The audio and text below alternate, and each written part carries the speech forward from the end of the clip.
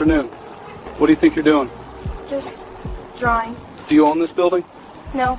Then you can't draw on it. This is state property. My dad said I could. He'll be right back. Your dad doesn't make the rules. I'm sorry. Sorry doesn't change it. You're being detained. A bright afternoon, nothing but the sound of chalk dragging across a concrete wall. Just a child expressing joy the only way children know how. She's 12, small, soft-spoken, the kind who apologizes even when she didn't do anything wrong. And today, she definitely didn't. But the officer walking toward her, his body cam tells a different story. His tone is clipped, his posture rigid, his hand already near his belt, because to him, a black child with chalk is somehow a threat. What happens next will shatter a family, ignite a community, and expose a pattern of policing so ugly, even the department couldn't defend it.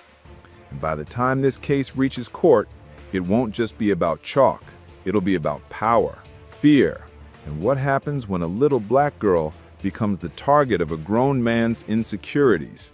Before we continue, where are you watching from?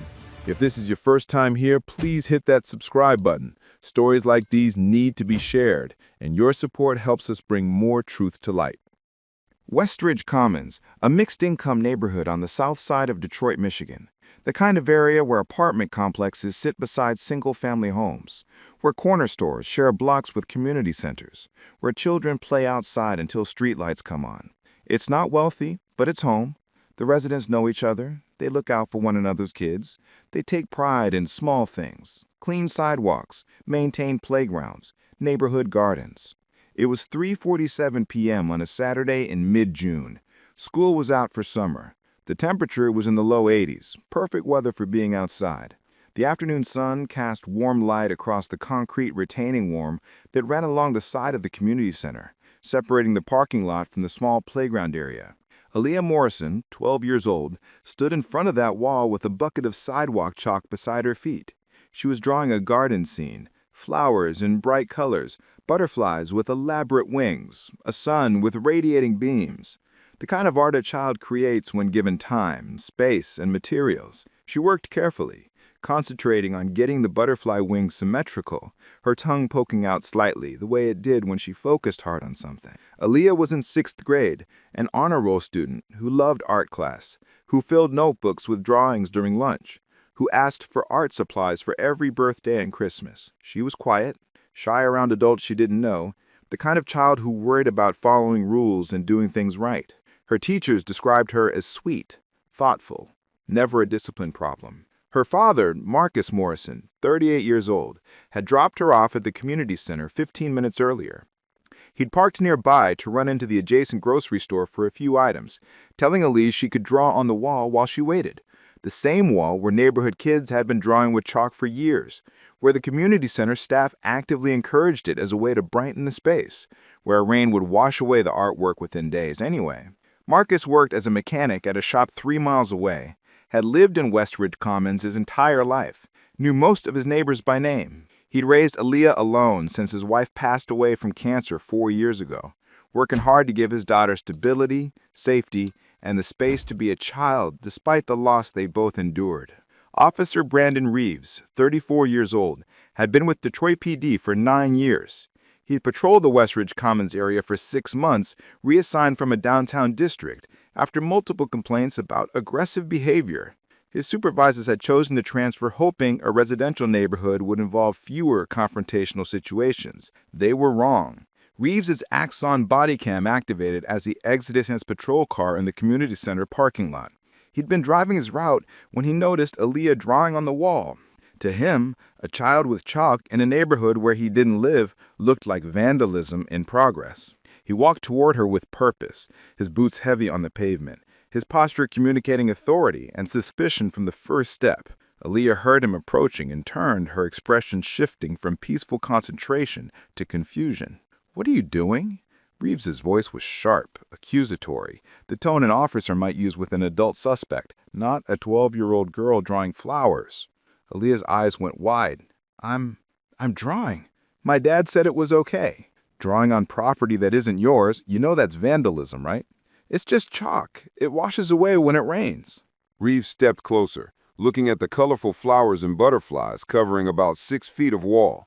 Doesn't matter what it is. You're defacing public property. Aaliyah's voice became smaller, uncertain. But kids draw here all the time. The community center says it's okay. My dad said, I don't care what your dad said. Did you get permission from the city to draw on this wall? No, I'm sorry, I'll wash it off. The body cam captured the disproportion clearly. A 12-year-old child in a sundress and sandals, holding pink chalk, apologizing profusely, facing a uniformed adult officer treating her like a criminal. Anyone watching the footage would immediately recognize the absurdity, the cruelty of the power imbalance. But Reeves wasn't seeing a child. His training, inadequate and focused on enforcement rather than de-escalation, had taught him to see potential crime, potential defiance, potential threat, and his unchecked biases made him see a black child in a way he would never have seen a white child doing the same thing. If you were that child's parent, how would you react in this moment? Reeves pulled out a small notepad, the kind officers use for writing citations. What's your name? Aaliyah's hand started shaking. She'd never been in trouble before, never even been sent to the principal's office. Aaliyah Morrison. Age? 12. Where do you live? She pointed toward the apartment complex visible from where they stood.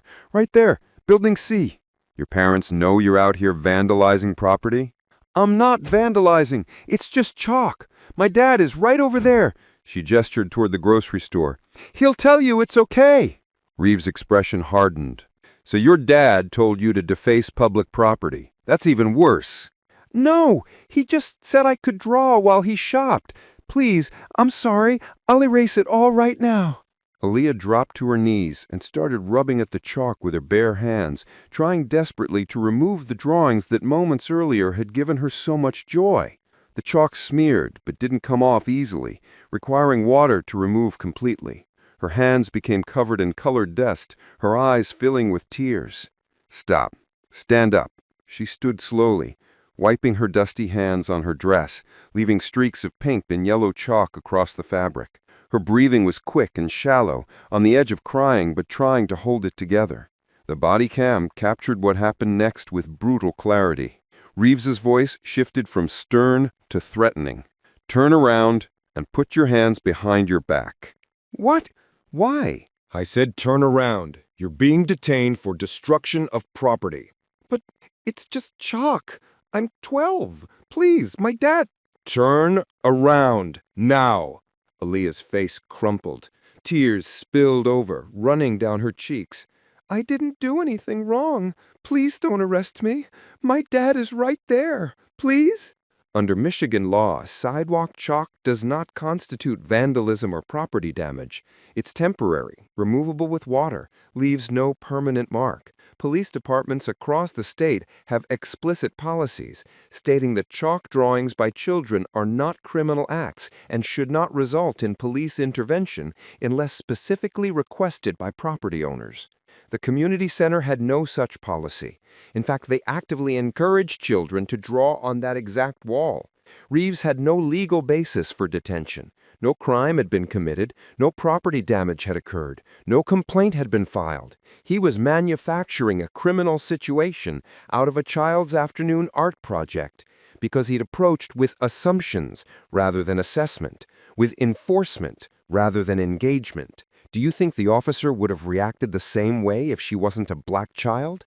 What happened next would become the centerpiece of the lawsuit, the moment that transformed the incident from poor judgment into actionable excessive force.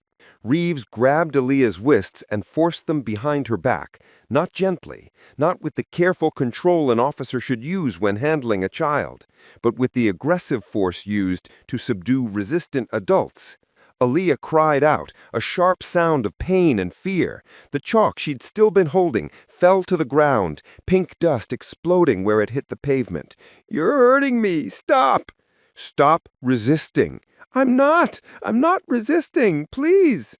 The body cam captured her voice breaking, the sound of a terrified child who didn't understand what was happening or why, captured her small frame being overpowered by an adult man twice her size, captured the complete absence of threat she posed. No weapons, no aggression, no attempt to flee, just a 12-year-old girl crying and begging him to stop.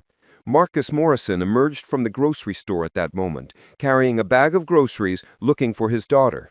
What he saw made his blood run cold. A police officer with his hands on his 12-year-old daughter, forcing her against the wall, his daughter crying and calling for him. Marcus dropped the groceries and ran.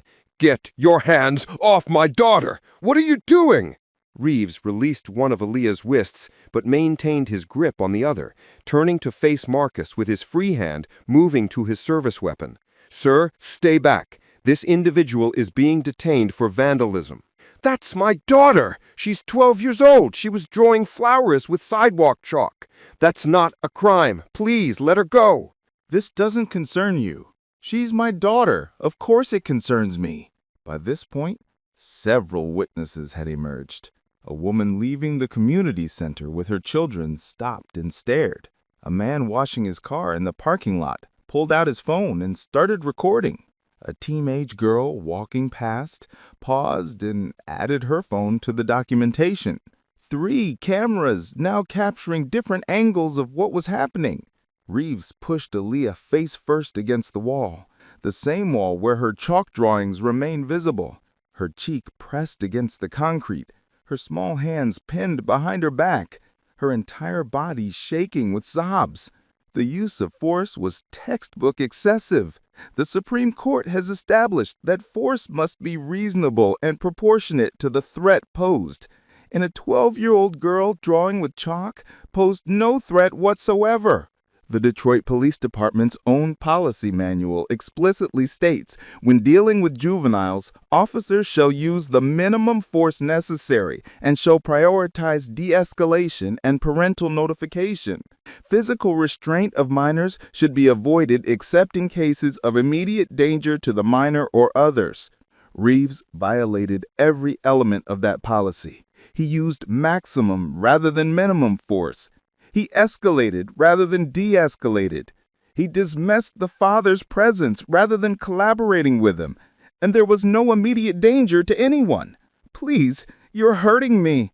Aaliyah's voice was raw from crying, breaking on each word. "Dad, please make him stop."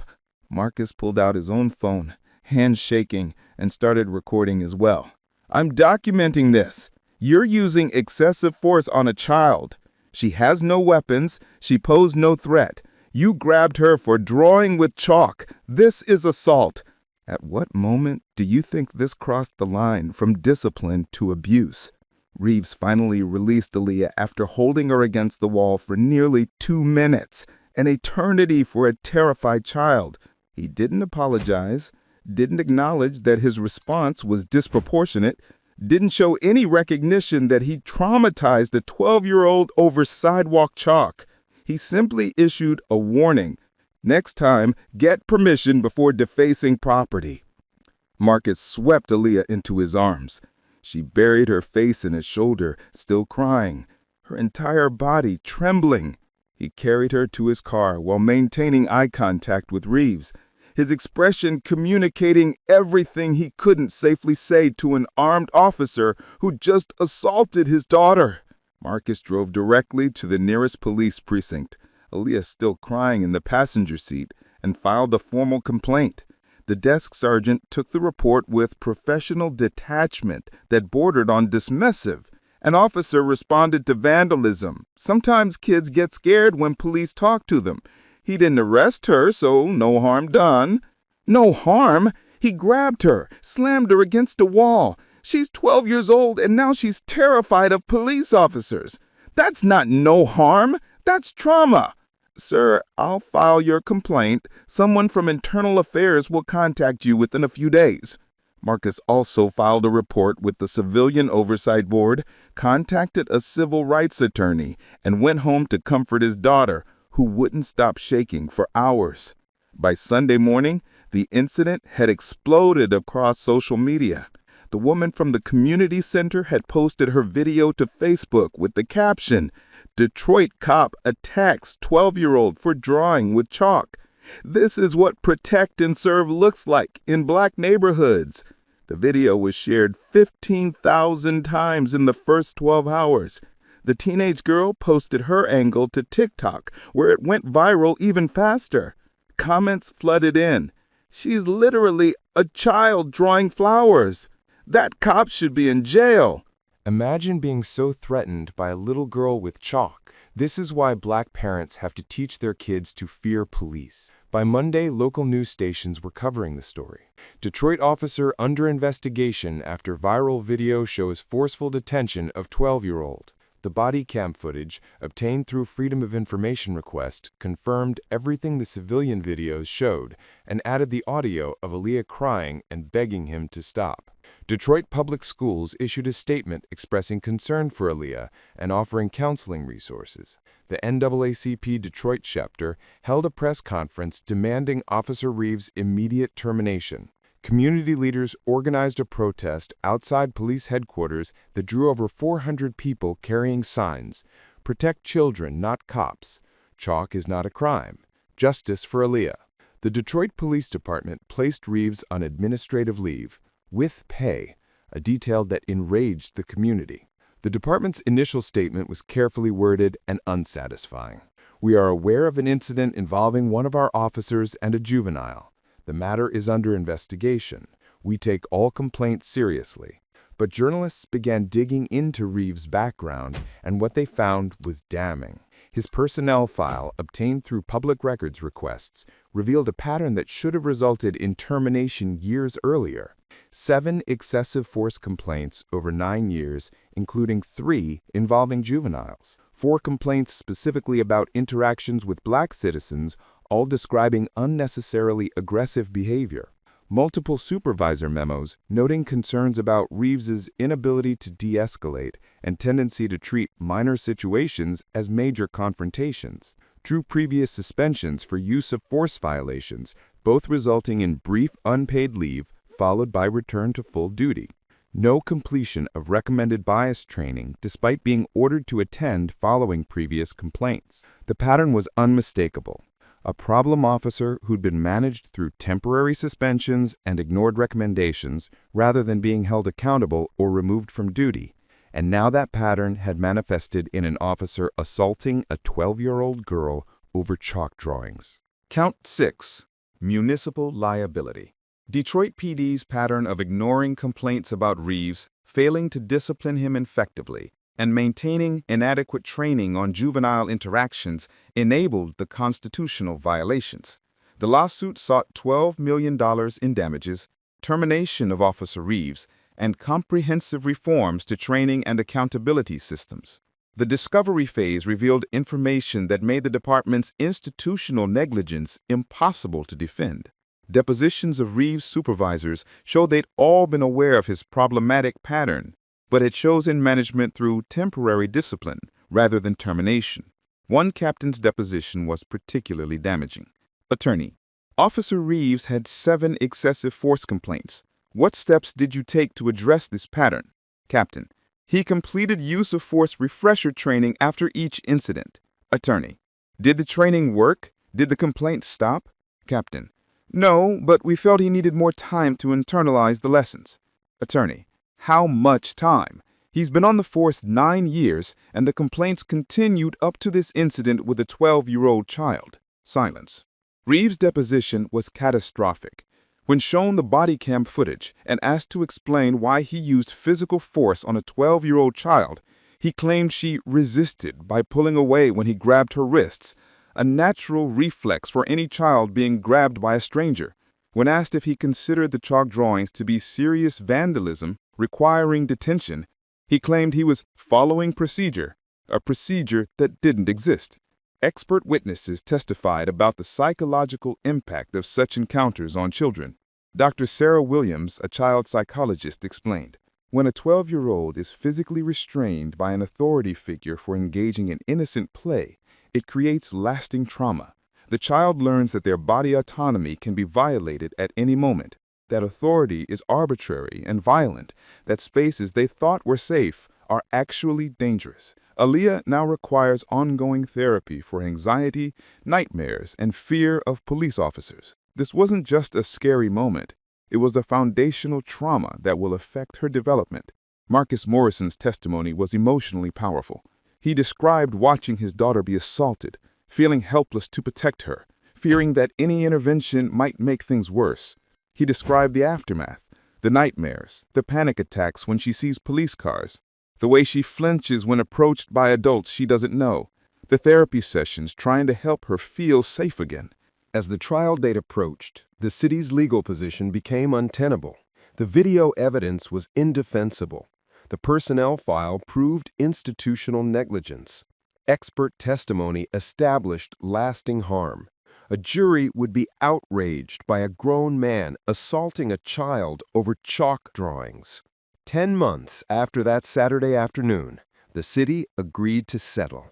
$10 million payment to Aaliyah Morrison, held in trust until she turns 18 with provisions for ongoing therapy and educational support. Officer Brandon Reeves terminated for cause, effective immediately, POST certification permanently revoked, National Decertification Index entry ensuring he could never work in law enforcement again, comprehensive department reforms, mandatory juvenile interaction training for all officers, prohibition on physical restraint of minors except in cases of immediate danger, required parental notification before any detention of juveniles, early warning system tracking use of force complaints, independent review of all incidents involving children, quarterly bias training with accountability measures, public acknowledgement, written statement acknowledging that Officer Reeves' conduct violated Aaliyah's constitutional rights and department policy. Should individual officers be held personally financially responsible for misconduct? Officer Brandon Reeves' law enforcement career ended at age 34. The Bodycam footage of him assaulting a 12-year-old girl over chalk drawings became one of the most widely circulated examples of police brutality against children, viewed over 30 million times across platforms. He filed for unemployment, which was denied. He attempted to appeal his decertification, arguing the punishment was excessive, but the appeal board reviewed his 9-year history of complaints and denied his request unanimously. He released no apology, no statement of remorse, no acknowledgement that he'd traumatized a child. Aaliyah Morrison continued therapy twice weekly for over a year. She struggled with anxiety and nightmares. She became withdrawn at school, her grades dropping as she dealt with the aftermath of trauma. But slowly, with support from her father, her therapist, and her community, she began to heal. She continued drawing, though it took months before she could use chalk again without experiencing panic. Marcus Morrison used a portion of the settlement to establish a scholarship fund for children affected by police violence, providing resources for therapy, education, and legal support. He became an advocate for police reform, speaking at community meetings and city council sessions about the need for accountability. The reforms implemented in Detroit became a model for other departments. The prohibition on physical restraint of children except in cases of immediate danger dramatically reduced complaints about juvenile interactions. The mandatory parental notification policy ensured parents were involved before situations escalated. The early warning system identified problematic officers before their patterns resulted in serious harm. The concrete wall at West Ridge Commons Community Center still stands, and children still draw on it with chalk, but now there's a mural painted beside it, created by local artists and community members, depicting children of all races playing together, with the words, "Every child deserves safety, dignity, and joy." What reforms do you believe actually prevent cases like this? Aaliyah Morrison's case represents something larger than one officer's cruelty or one child's trauma. It represents the reality that Black children in America are not afforded the innocence that white children take for granted. That a 12-year-old girl drawing flowers can be perceived as a threat requiring physical force. The chalk becomes a crime when the hand holding it is black. Research shows that black children are systematically perceived as older and more threatening than their actual age. A 12-year-old black girl is seen as more adult, more culpable, more deserving of harsh treatment than a white child of the same age doing the same thing.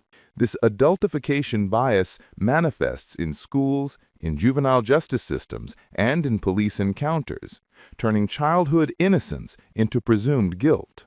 Officer Reeves didn't see a child that afternoon. He saw what his unchecked biases told him to see: a problem, a violator, someone requiring enforcement. And because the systems meant to identify and remove officers with his pattern of behavior had failed repeatedly for 9 years, Aaliyah paid the price for institutional negligence. The $10 million settlement represented accountability, but money cannot undo trauma. The termination represented consequences, but it cannot restore a child's sense of safety. The reforms represented progress, but they cannot guarantee that the next black child won't be criminalized for being a child. Cases like Aaliyah's force us to confront uncomfortable truth about how race shapes every interaction, how bias operates beneath conscious awareness, how children's innocence is contingent on their skin color. They demand we ask, what kind of society allows a 12-year-old to be assaulted over chalk? What kind of police department ignores 9 years of complaints until a child is traumatized? What kind of training produces officers who see threats in flowers drawn by small hands? The answers are systemic. The failures are institutional. The reforms must be comprehensive, and the accountability must be relentless, because every child, regardless of race, deserves to draw flowers without fear.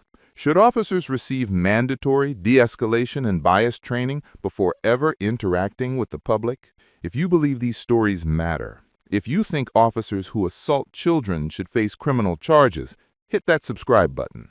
We're exposing how departments protect problem officers until the harm becomes undeniable, how racial bias turns innocent childhood activities into criminal suspicion, and how accountability requires constant pressure. We're fighting for children who deserve to be children, who deserve safety and joy, and the freedom to draw flowers without fear. This isn't about one officer or one child. It's about every black child who's been robbed of innocence by systems that see them as threats rather than treasures. What are you doing out here? I'm headed to class. We got a report about someone messing with cars. So why you came straight to me? Well, you don't look like the students we usually see around this lot. There it is, another racist cop. Here, Marcus Harrington. And in case the name rings a bell, I'm the principal's son.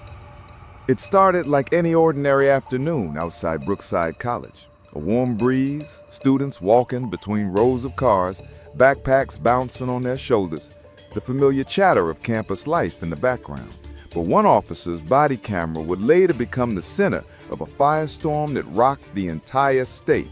Because in this video, we see a young black student, calm, alone, holding nothing but a notebook and a backpack, confronted for simply existing in the wrong place at the wrong time in front of the wrong cop.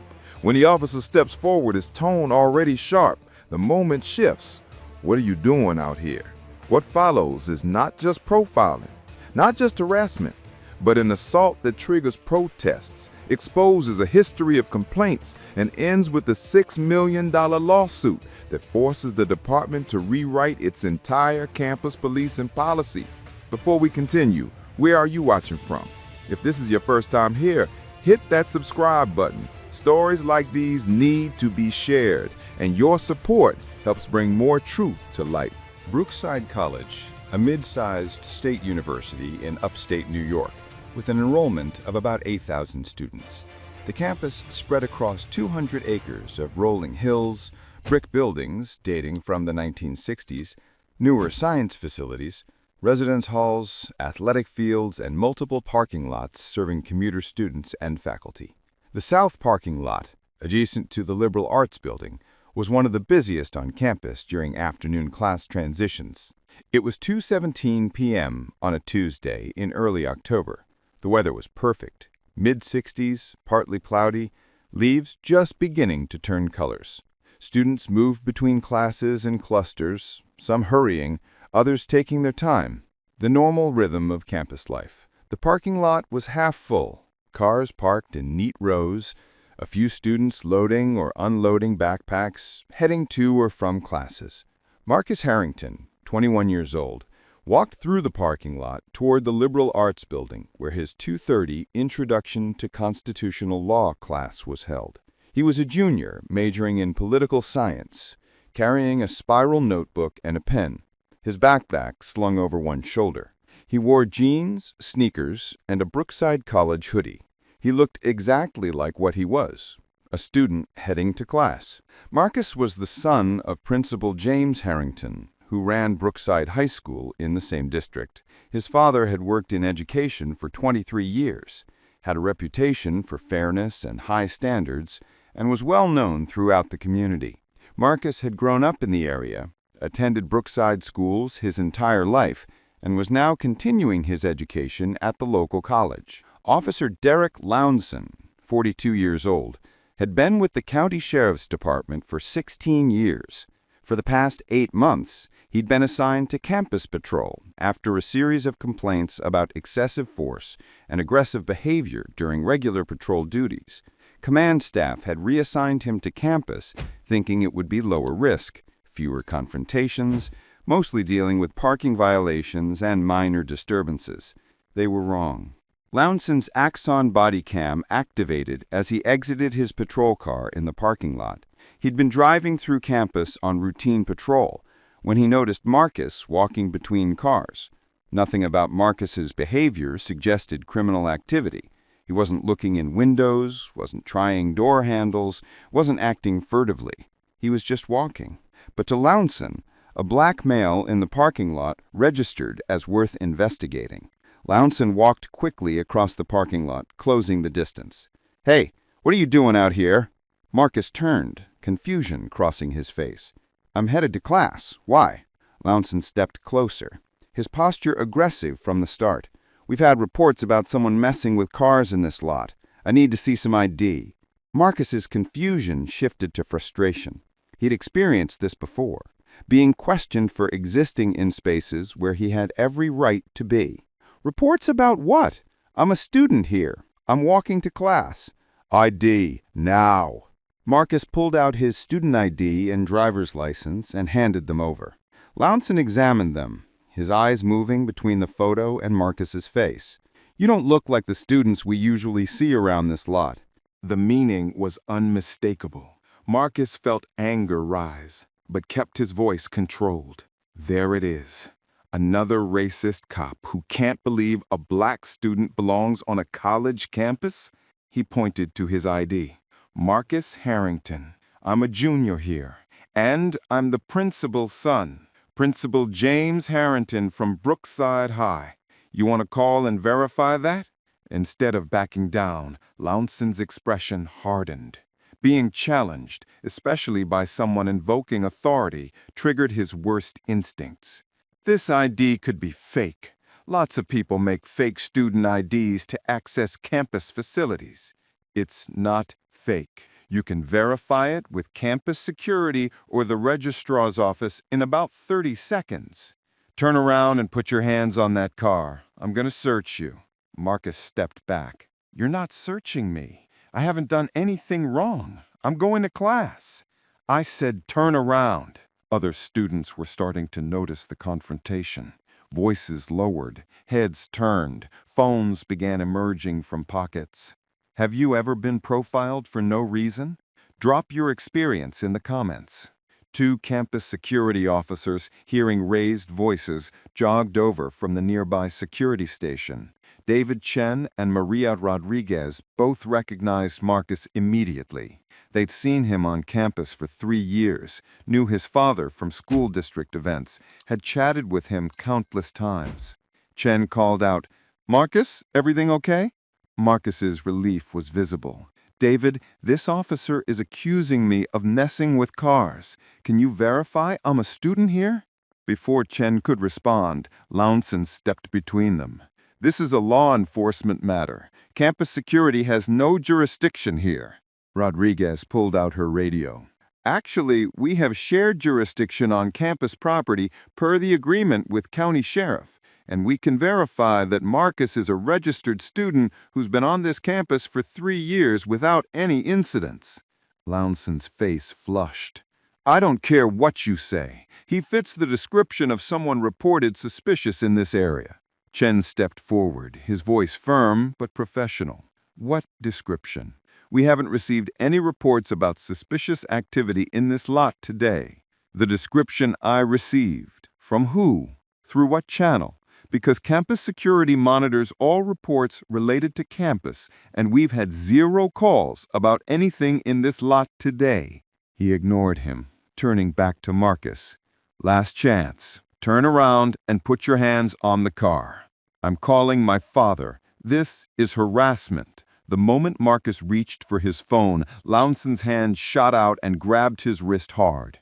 Marcus instinctively pulled back, a natural reflex to unwanted physical contact. Lounson immediately shouted, "Stop resisting!" Students watching from a distance began recording. At least 5 phones were out now, capturing different angles. Someone started a live stream that would reach thousands of viewers in minutes. Rodriguez stepped closer, her voice urgent. "Officer, he's not resisting. He was reaching for his phone. You initiated contact." "Stay back or I'll arrest you for interfering with a law enforcement officer." Chen was already on his radio. "Central, this is Chen in South Thought. We have a situation with county officer and a student. Requesting supervisor and Principal Harrington to respond immediately. Student is the principal's son." Lounson grabbed Marcus's shoulder and spun him toward a parked car. Marcus tried to step away, not fighting, but refusing to be manhandled. "Get your hands off me! I haven't done anything!" "I said stop resisting!" Lounson swept Marcus's legs and slammed him face first across the hood of a Honda Civic. The impact was loud enough that students 20 yards away heard it. Marcus cried out, the wind knocked from his lungs. Multiple students screamed. Chen shouted, "That's excessive force! Stop!" Rodriguez had her phone out, recording, calling into her radio for backup and medical. Lounson pressed his knee into Marcus's back, wrenching his arms behind him. Marcus was gasping, trying to breathe, his cheek pressed against hot metal. "I didn't do anything! I was going to class!" Should the campus security have physically stepped in? Yes or no? The Bodycam footage, later released through legal discovery, captured everything with brutal clarity. Lounson's knee pressed hard into Marcus's lower back, his hands forcing Marcus's arms at an angle that caused visible pain. Marcus's voice, strained and desperate, repeating that he'd done nothing wrong. Then Lounson drove his knee harder into Marcus's side, targeting his ribs. Marcus cried out, a sharp sound of pain that cut through the ambient noise of the parking lot. Students watching were crying, shouting at Lounson to stop, but maintaining distance because he'd threatened arrest. A student named Jennifer Wu had started live streaming 30 seconds before the takedown.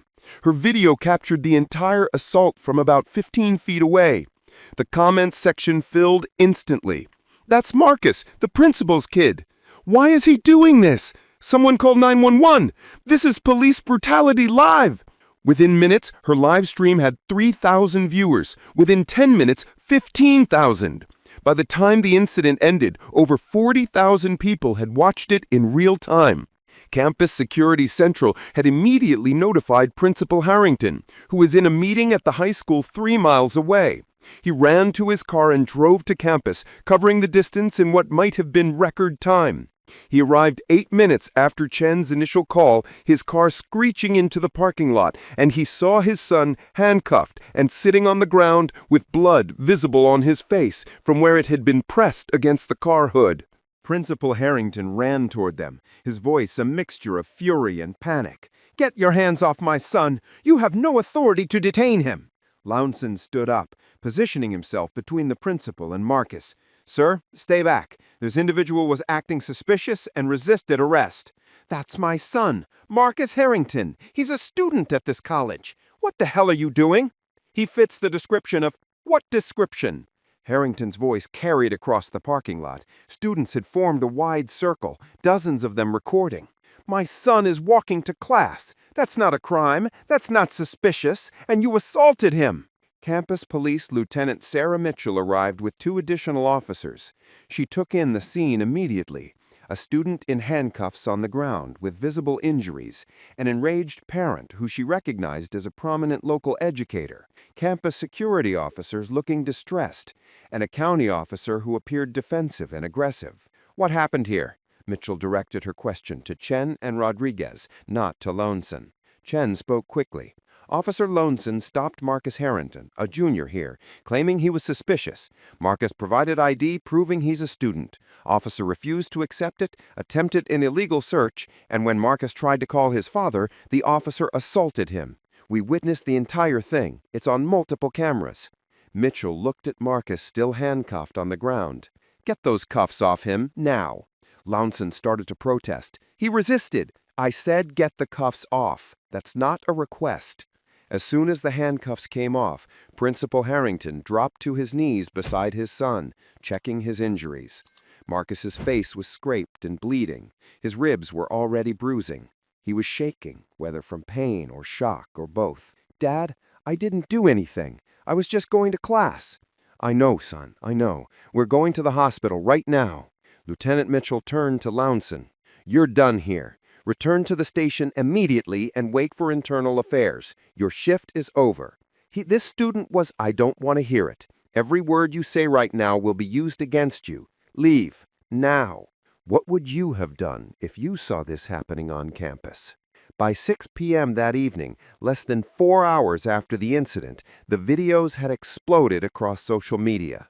Jennifer Wu's live stream had been clipped and posted to Twitter, TikTok, Instagram, and Facebook.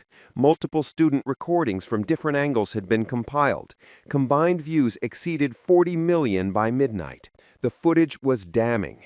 Every angle showed the same story. Marcus walking peacefully, Loneson approaching aggressively, the confrontation escalating without any provocation from Marcus, the violent takedown, the assault. And the audio captured Loneson's words, "You don't look like the students we usually see around this lot."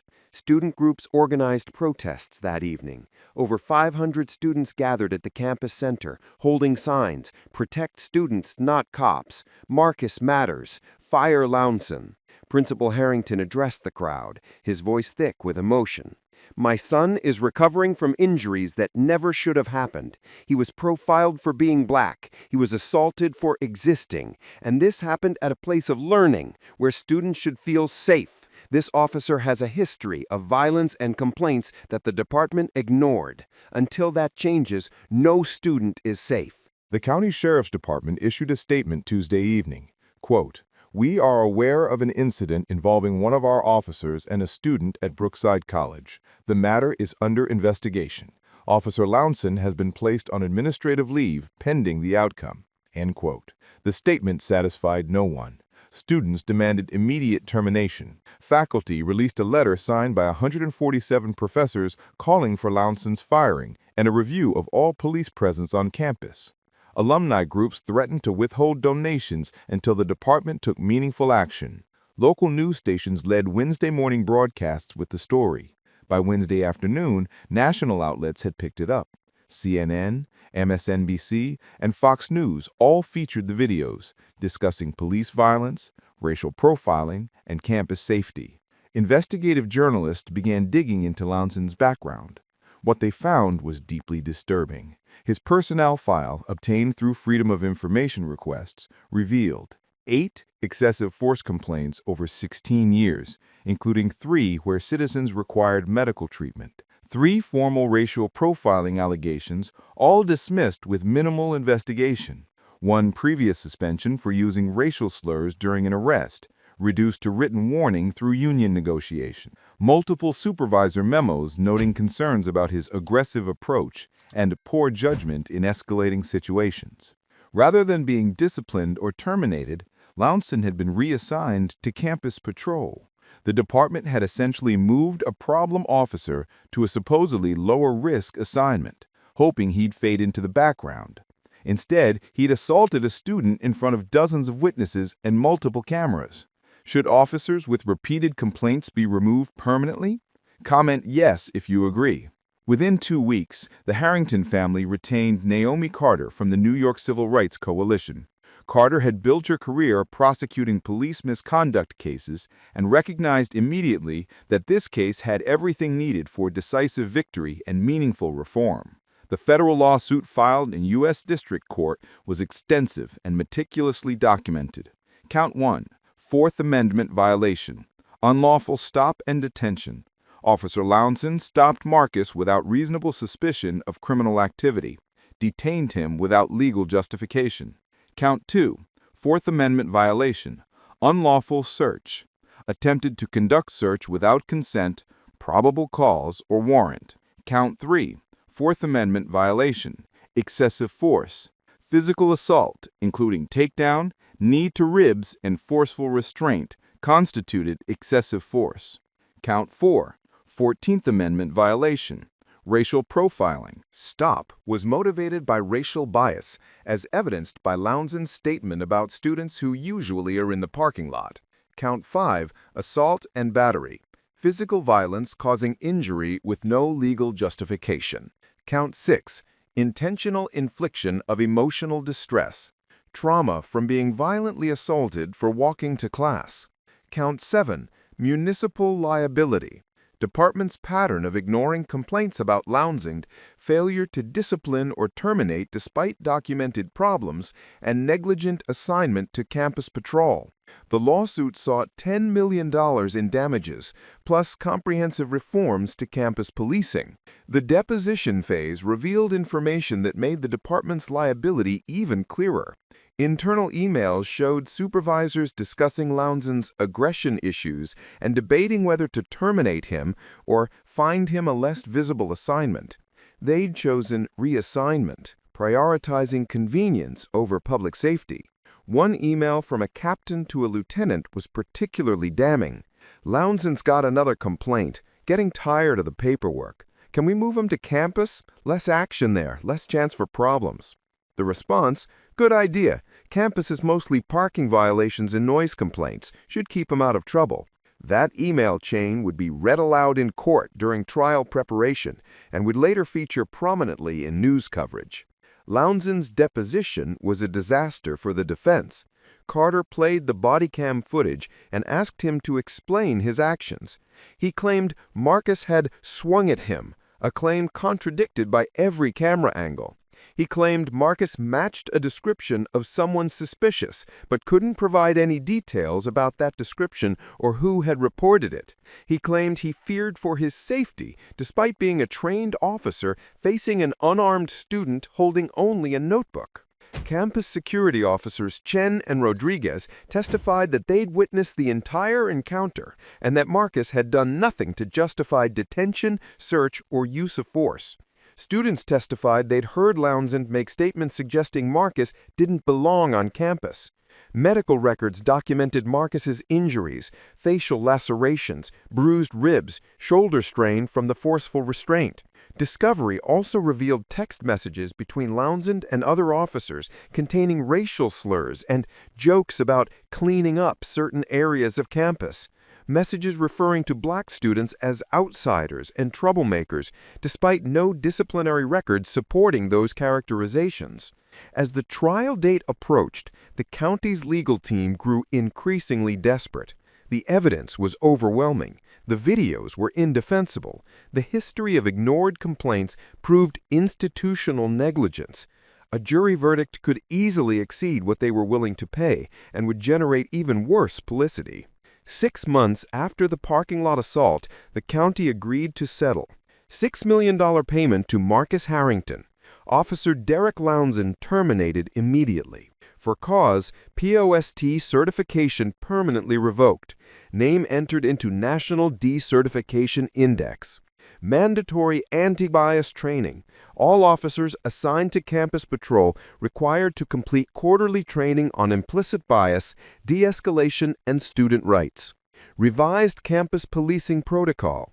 New rules limiting officer authority on campus, requiring supervisor approval for any student detention, mandating immediate notification of campus security for all enforcement actions. Independent body camera monitoring. Civilian Oversight Board granted authority to review all body cam footage from campus patrols and recommend disciplinary action.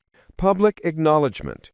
Written statement acknowledging Officer Lounson's conduct violated Marcus's constitutional rights and department policy. Do you think $6 million was too much, too little, or just right? Officer Derek Lonson's law enforcement career ended at age 42. The body cam footage of him assaulting a student became required viewing in police academies across New York as an example of how racial bias and poor judgment destroy careers and violate rights. He filed for bankruptcy within a year, unable to find employment after his termination became public. His appeals to have his decertification overturned were denied. The National Decertification Index entry ensured he would never work in law enforcement again. He never issued a public apology. His only statement, released through his attorney, claimed he'd been unfairly vilified for doing his job. The statement generated backlash that led to threats, forcing him to leave the area entirely. Marcus Harrington took a semester off to recover physically and emotionally from the assault. He returned to Brookside College the following spring, continuing his political science degree with a new focus on police reform and civil rights law. He graduated with honors and was accepted to law school with plans to specialize in civil rights litigation. In an interview during his senior year, he reflected on the experience. All I wanted was to get to class. I was holding a notebook and wearing my school hoodie. Somehow, that was a threat. That's what black students deal with, being treated as dangerous for existing in educational spaces. The settlement was about accountability, but the real question is whether anything actually changes. The reforms implemented at Brookside College became a model studied by other universities.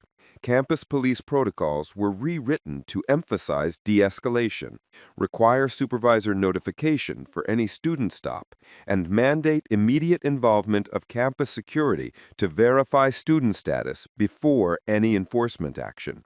Student complaint procedures were strengthened, with an independent review board given authority to investigate and recommend discipline. Body camera footage from all campus interactions became subject to quarterly review by civilian oversight. The changes had measurable impact. Complaints about campus police interactions dropped by 63% in the first year. Student surveys showed increased sense of safety and trust. Faculty reported improved relationships between students and security personnel. But Marcus's case remained an exception in one critical way. It was documented from multiple angles, with clear video evidence that made denial impossible. Most incidents of police misconduct aren't recorded from 5 different cameras. Most victims don't have parents with community standing who can demand attention. Most officers with problematic histories aren't forced to face consequences. Principal James Harrington used his platform to advocate for broader police reform, speaking at school board meetings and community forums about the need for accountability systems that identify and remove problem officers before they cause harm. My son survived because he was lucky. Lucky that students recorded it, lucky that campus security intervened, lucky that he had family support. But nobody should need luck to walk to class safely. The parking lot where Marcus was assaulted looks the same as it did that October afternoon. Students still walk between cars, heading to classes, living their college lives. But a plaque was installed near the spot, reading, "In recognition that all students deserve safety, dignity, and respect, may this space remind us of our ongoing responsibility to justice." The videos remain online, a permanent record of how racial bias manifests in split-second assumptions and violent enforcement. 40 million views across platforms, hundreds of thousands of comments, a reference point in ongoing discussions about police violence, campus safety, and the presumption that black students don't belong in educational spaces.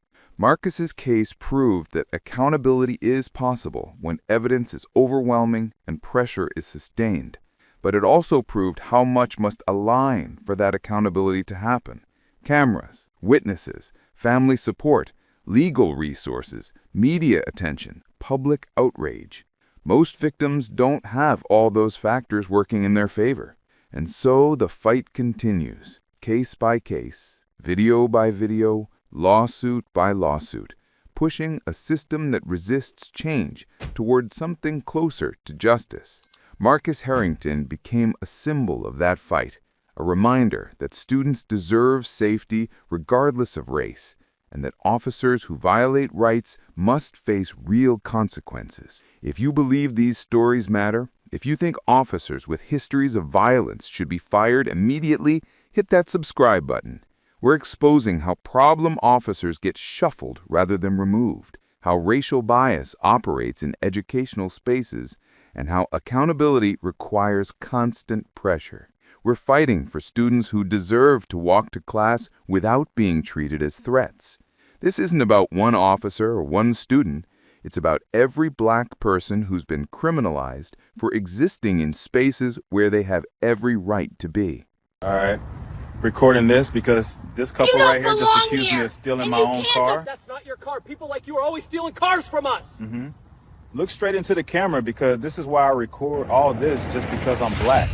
The smartphone camera was already recording when the shouting began, which should have been a quick, forgettable moment. A man walking back to his car after grabbing lunch instead became a digital wildfire that would dominate headlines for days. The Maple Ridge Plaza parking lot, normally quiet and uneventful, was about to become the center of a story viewed more than 52 million times in a single weekend. A story that exposed just how quickly a lie can spiral when fueled by racism, and how expensive that spiral can become. Before we continue, let me know where you're watching from.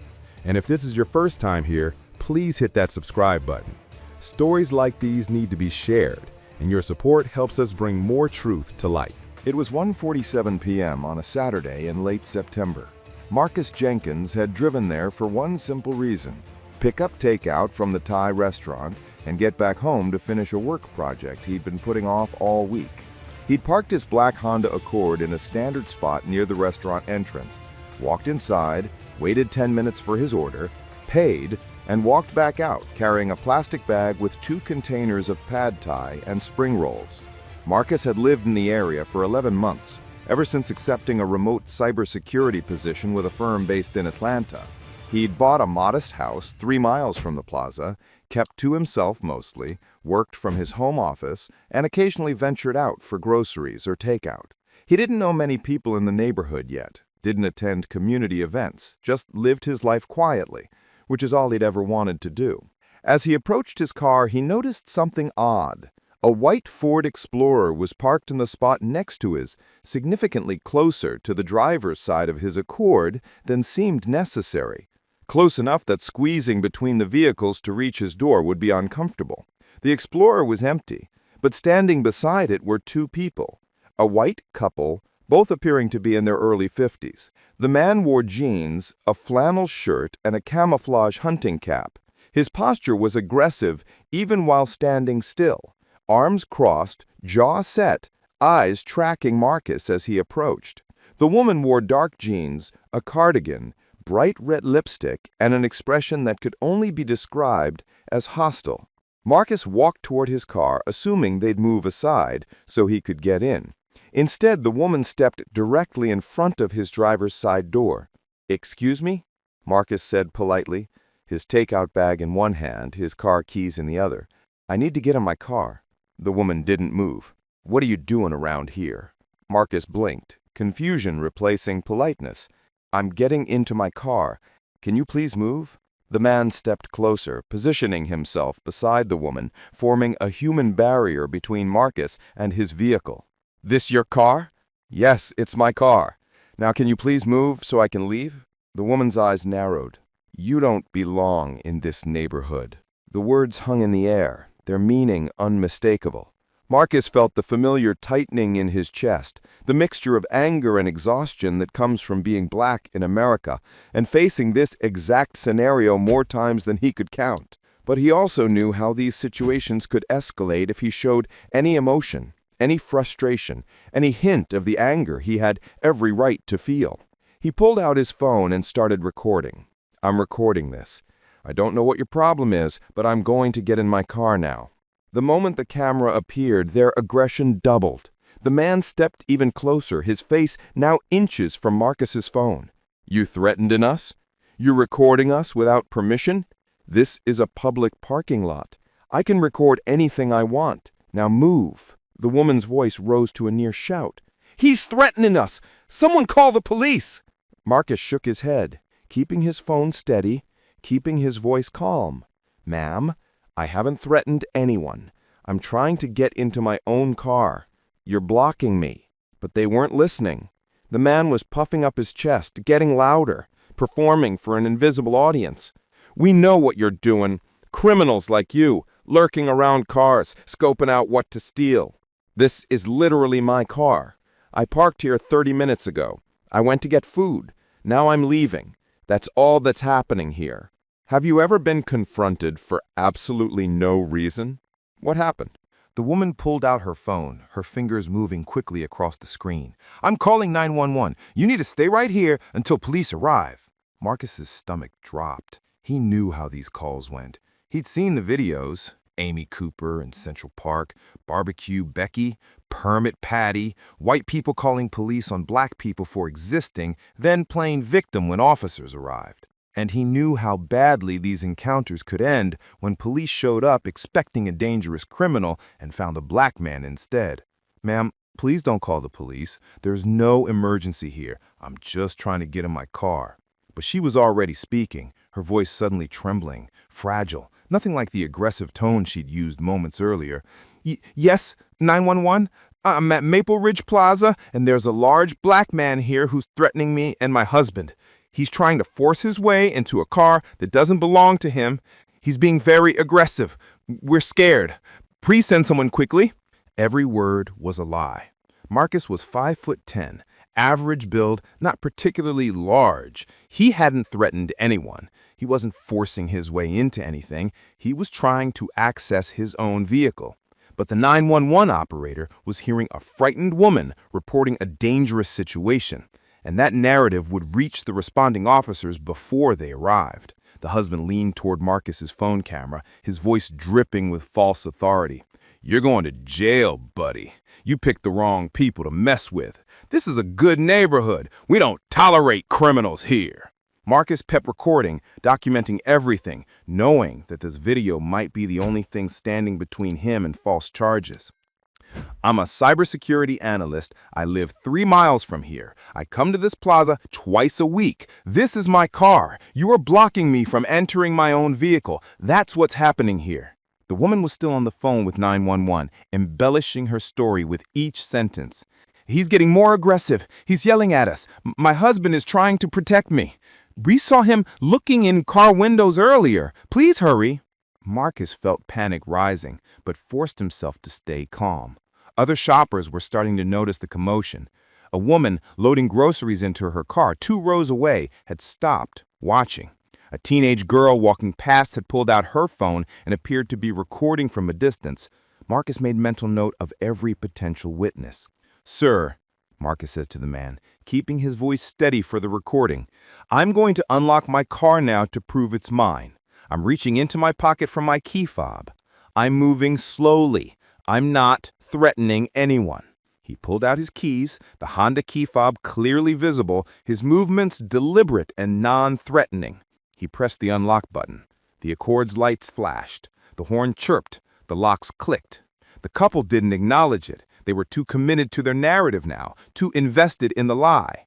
The man moved to block Marcus's path more aggressively. "That doesn't prove anything. You could have stolen those keys." Marcus's phone was still recording, capturing everything: the lies, the aggression, the refusal to accept evidence. "I just unlocked the car. It's registered to me. The insurance is in my name. My work laptop is in the back seat. What else do you need?" The woman finished her 911 call and immediately started recording on her own phone, creating her own counter-narrative. "I'm documenting this for evidence. When police arrest you, this will show exactly what happened." Marcus noticed the teenage girl approaching slowly, her phone still recording. She made eye contact with him and nodded slightly, a silent acknowledgement that she was witnessing this, that she was documenting it too. That small gesture gave him a thread of hope. Why do you think people like this feel so confident lying to police? 7 minutes after the 911 call, 2 Mecklenburg County Sheriff's deputies pulled into the parking lot, lights flashing. The couple immediately rushed toward them, talking over each other, gesturing frantically at Marcus, performing their roles as terrified victims. Deputy Michael Daniels, a 12-year veteran, stepped out of his patrol car and immediately assessed the situation with practiced eyes. A black man standing calmly holding a phone and takeout bag. A white couple in aggressive postures, both talking loudly. Other shoppers watching from a distance. His instincts told him something wasn't adding up. "Ma'am, sir, I need you to step back and let me handle this," Daniel said to the couple, his tone professional but firm. They reluctantly backed up, still talking, still trying to control the narrative. Daniels approached Marcus, his hand resting on his belt but not on his weapon, his posture non-threatening. "Sir, can you tell me what's happening here?" Marcus kept his phone recording, but angled it to capture the deputy. "Deputy, my name is Marcus Jenkins. That's my car right there, the black Honda. I parked here about 45 minutes ago, went into the Thai restaurant to get takeout, came back to find that couple blocking my car door. When I asked them to move, they started accusing me of being a criminal, claiming I was trying to break into a car. The woman called 911 and told them I was threatening them, which is completely false. I've been recording the entire encounter." Daniels nodded, taking in the information. "Do you have identification?" "Yes, sir. It's in my wallet. I'm going to reach into my back pocket slowly." "Go ahead." Marcus handed over his driver's license. Daniels examined it, then walked over to the Honda and verified the license plate against his mobile computer. The registration matched. Marcus Jenkins, the address 3 miles away, no warrants, no criminal history, vehicle current on registration and insurance. Daniels returned to Marcus. "Sir, can I see that video you recorded?" "Absolutely." Marcus airdropped the file to Daniels' phone. Daniels walked back to the couple, his posture entirely different now, no longer neutral, but clearly skeptical of their story. "I need to see ID from both of you."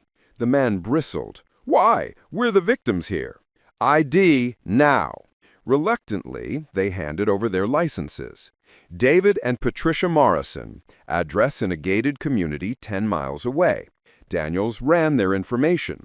No warrants, but Patricia had a prior complaint for harassment at a retail store that had been dismissed.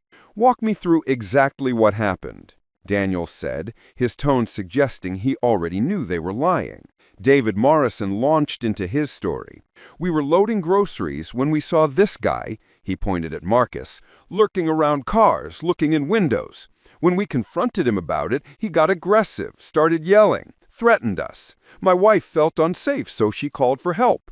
"And you saw him looking in car windows?" "Multiple cars. He was clearly casing them." Daniels pulled out his phone and played Marcus's video. "That's interesting because this video shows him walking directly from the restaurant to his car, which you were blocking. It shows you accusing him of being a criminal. It shows him unlocking his car to prove ownership. And it shows your wife on the phone with 911 claiming he was threatening you, which this video clearly contradicts." The couple's faces went pale. Patricia stammered, He edited that. That's not what happened." "Ma'am, there are timestamps on this video. It's continuous footage. Nothing's edited." At that moment, the teenage girl approached. "Excuse me, officer, I recorded the whole thing too, from when he came out of the restaurant. He went straight to his car, that couple was waiting there and started harassing him immediately."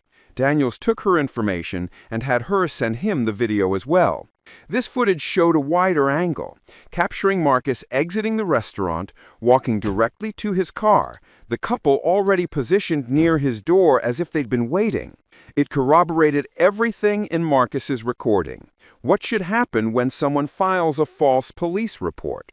Deputy Daniels stood in the parking lot reviewing footage from 3 different angles. Marcus's phone, the teenager's phone, and now security camera footage that the plaza manager had provided after hearing about the incident. Every piece of evidence told the same story. Marcus had done nothing wrong. and the Morrisons had fabricated their entire narrative. Daniels walked back to Marcus. "Sir, one more thing. Can you unlock your car for me?" Marcus pressed the key fob. The Accord's lights flashed. The horn chirped. The locks clicked open with an audible sound that carried across the parking lot. Daniels opened the driver's door and looked inside. Everything was consistent with someone who used the car regularly. A gym bag in the back, a laptop case on the passenger seat, registration and insurance documents in the glove box, all with Marcus's name.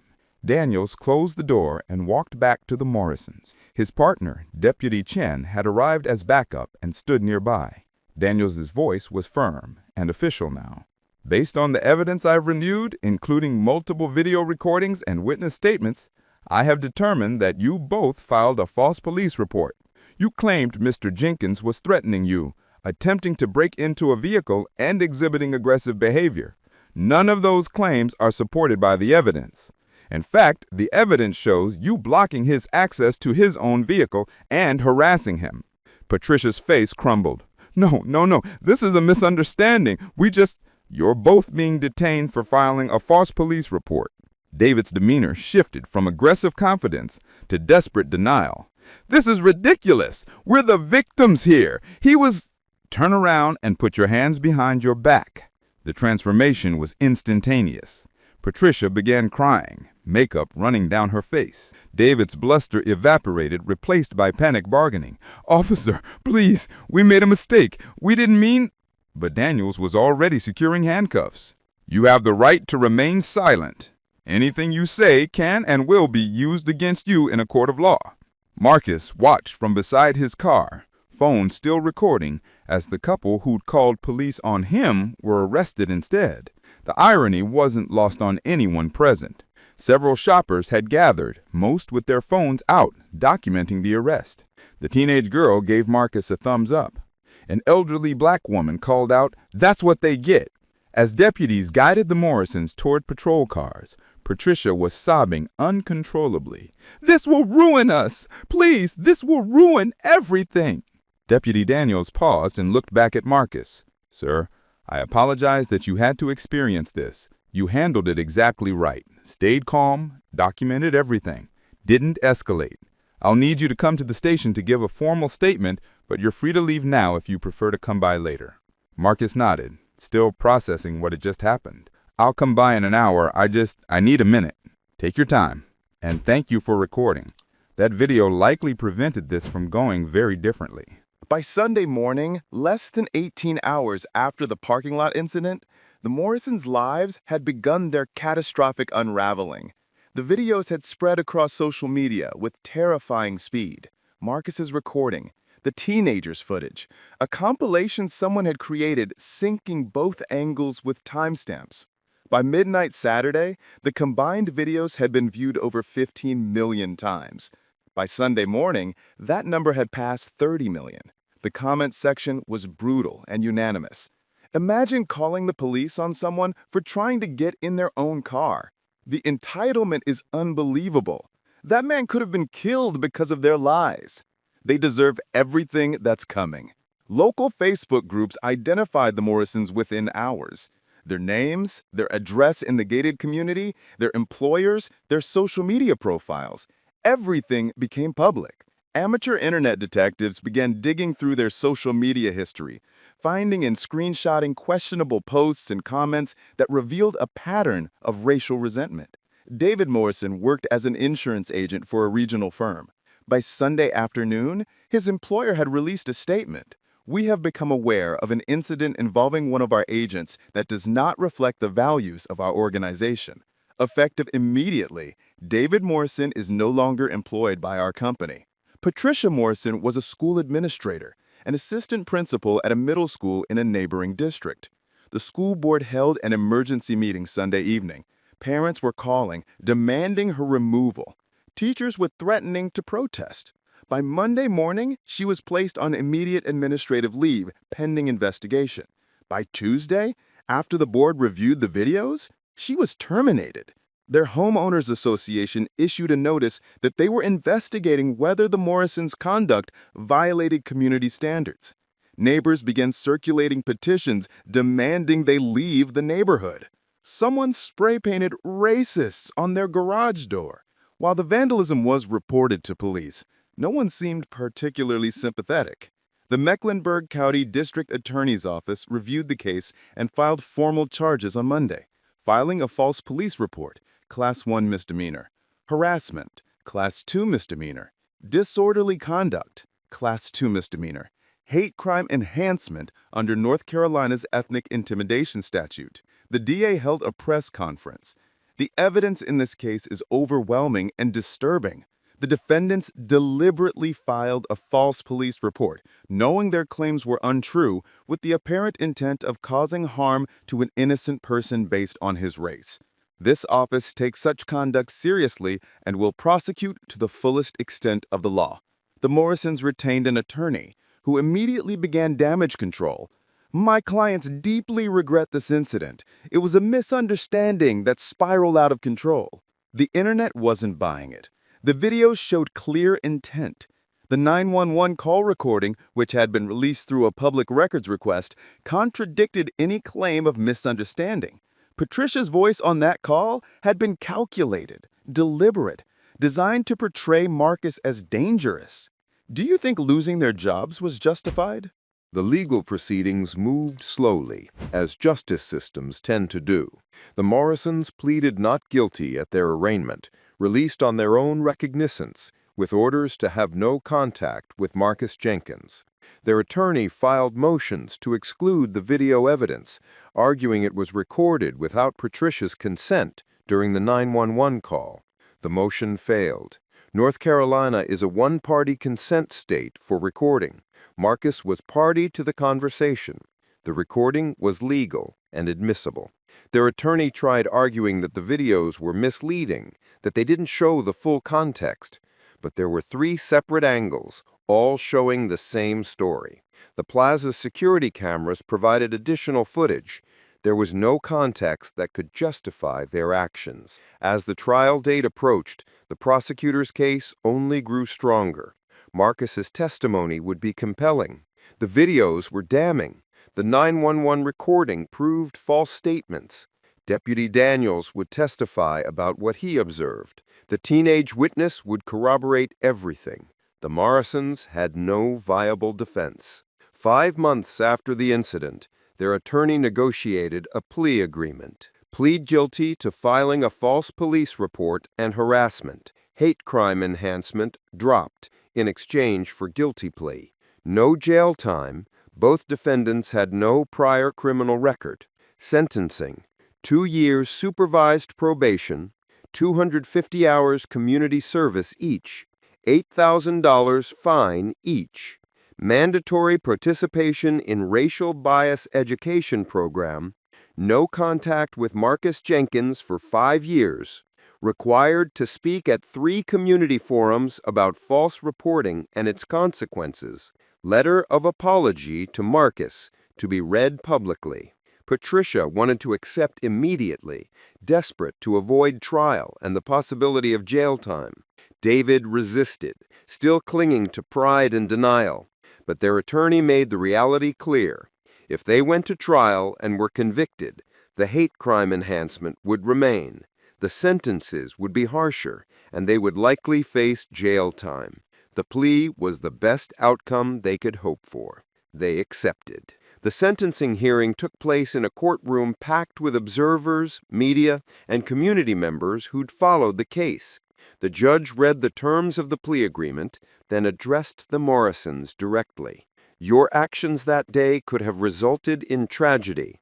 You weaponized the police against an innocent man because of his race. You lied to law enforcement, wasting resources and creating danger. You showed no remorse until facing consequences. The only reason you're not facing jail time is because Mr. Jenkins requested leniency, stating that he believes rehabilitation is more important than punishment. You should be grateful for his mercy, because frankly, I would have preferred to see you spend time behind bars. Marcus tried returning to normal life after the incident, but normal had fundamentally changed. The video had been viewed over 52 million times. His face was recognizable.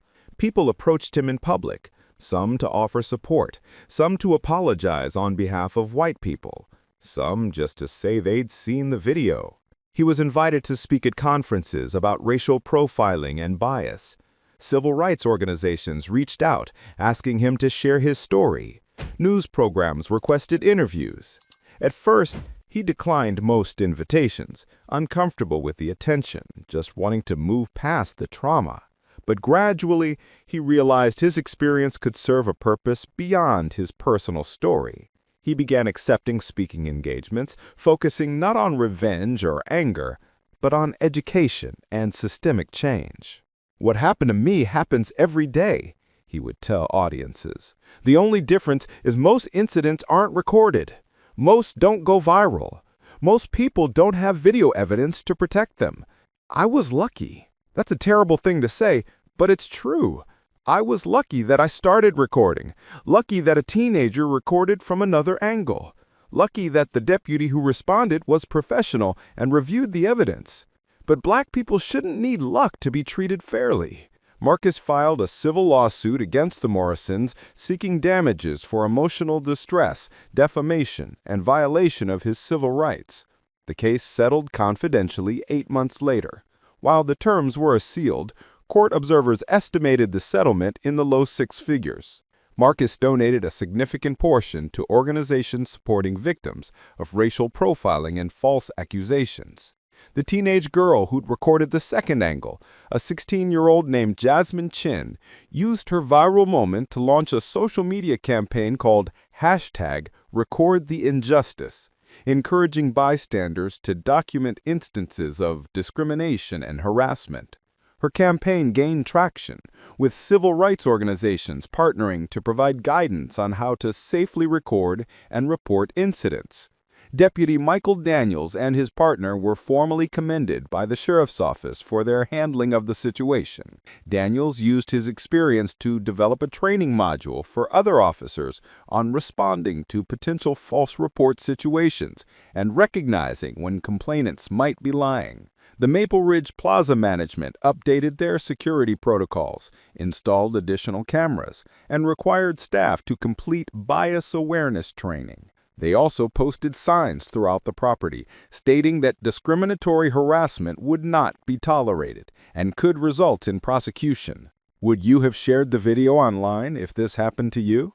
3 years after the parking lot confrontation, Marcus reflected on the experience during an interview for a documentary about racial profiling in everyday spaces.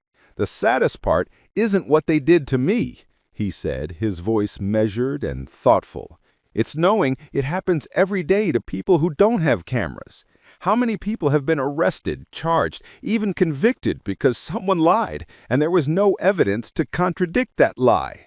How many people are sitting in jail right now because they were in the wrong place at the wrong time and someone decided they looked suspicious?" The video became a teaching tool used in multiple contexts. High school social studies classes used it to discuss implicit bias and the consequences of false accusations. College criminal justice programs analyzed it in courses about police response and evidence evaluation. Police academies incorporated it into training on de-escalation and false report recognition. State legislatures in North Carolina cited the case when introducing a bill that would increase penalties for false police reports with racial motivation, reclassifying them as felonies rather than misdemeanors. The bill gained bipartisan support, passed, becoming informally known as Marcus's Law. The Morrisons completed their probation requirements, performed their community service, and participated in the required bias education program. They fulfilled the terms of their plea agreement, including public apologies read at 3 community forums, though the apologies were widely viewed as perfunctory and insincere. Their attempts to rebuild their lives proved difficult. David struggled to find employment in insurance, as background checks revealed his criminal record. He eventually found work in retail management at significantly reduced income. Patricia was unable to return to education, her career effectively over. She found work in administrative support, outside the school system. They moved from their gated community, unable to withstand the social pressure and ostracism from neighbors. Their marriage struggled under the stress, though it survived. Friends distanced themselves, family relationships fractured. The consequences extended far beyond the legal penalties. But the story ultimately isn't about them. It's about accountability. It's about truth prevailing when evidence exists to contradict lies. It's about a system slowly, painfully moving toward justice, one case at a time. It's about Marcus Jenkins, who wanted nothing more than to pick up lunch and go home, who found himself trapped in a nightmare of false accusations, and who emerged as an advocate for countless others who've experienced similar injustices but lacked the evidence to prove their innocence. It's about Jasmine Chen, a teenager who saw injustice unfolding and made the split-second decision to record, providing the corroborating evidence that made accountability possible. It's about Deputy Daniels, who did his job correctly, reviewing evidence, asking questions, following facts rather than assumptions. And it's about the persistent, exhausting reality that Black people navigate daily, the knowledge that existing in public spaces can become criminal in someone else's eyes, that ordinary activities require vigilance and preparation, that carrying a phone with recording capability might be the difference between justice and tragedy. The parking lot at Maple Ridge Plaza looks the same as it did that September afternoon. People still park there, grab lunch, load groceries, go about their lives. But for Marcus, that space is permanently marked by what happened there. He still shops at the plaza occasionally, but he's always aware now, always watching, always ready to record if someone decides his presence is suspicious. The video remains online, a permanent record of what happened. 52 million views, hundreds of thousands of comments. A cultural reference point in ongoing discussions about racial bias, false accusations, and the importance of evidence in the pursuit of justice. Do you think justice was fully served in this case? Or should the consequences have been harsher? If you believe these stories matter, if you think people who weaponize 911 against innocent people should face serious consequences, hit that subscribe button. We're exposing how racism manifests in everyday moments and demanding accountability for those who use the police as weapons against people they don't think belong. We're fighting for a world where picking up lunch doesn't require preparing for confrontation. This isn't about one parking lot or one couple. It's